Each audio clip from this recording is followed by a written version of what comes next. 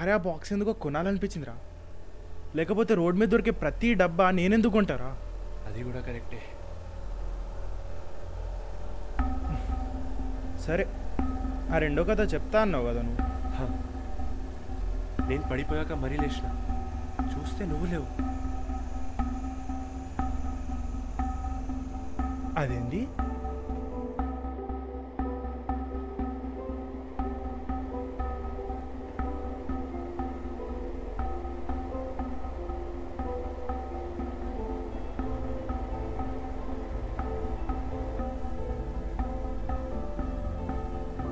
దేవ్,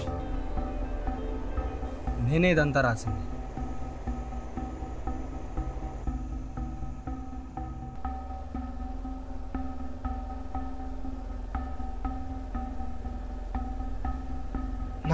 నా బాడీ ఏంటి మూవ్ అవుతలేదు?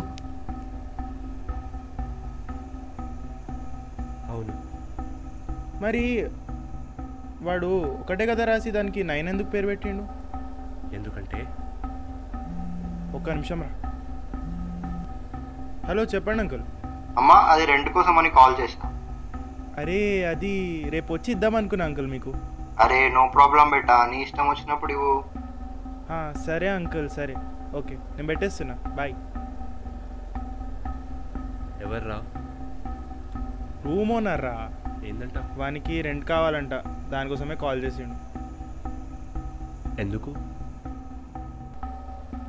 ఏమోరా, ఈ రూమ్లో ముందు ఒక బ్యాచిలర్ ఉంటుండే, ఇక్కడనే చచ్చిండు, అప్పంచి రూమ్ ఖాళీ ఉంది. సరే కానీ నువ్వు చదివిన కథ అసలు కథ కాదు, నిజంగా జరిగింది. ఏంది? ఆ బోర్డు కథ? అవును, కథ ఏడనో కాదు, ఏడనే జరిగింది. ఊకోరా, అరే నిజం చెప్పురా. నేను నిజమే చెప్తున్నారా?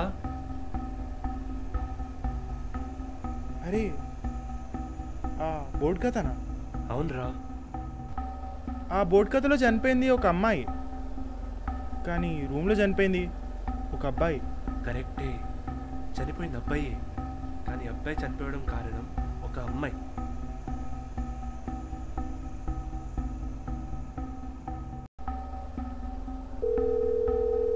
Hello uncle. చెప్పమ్మా.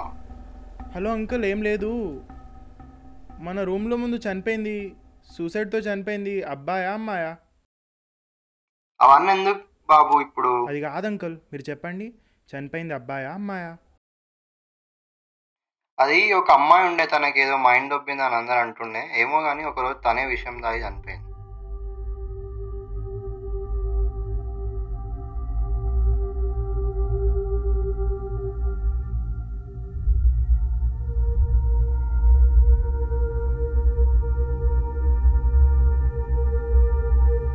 అందుకే అన్నారా ఆ బుక్కి కాల్ చేద్దామని.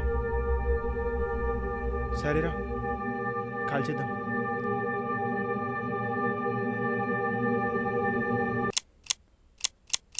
రే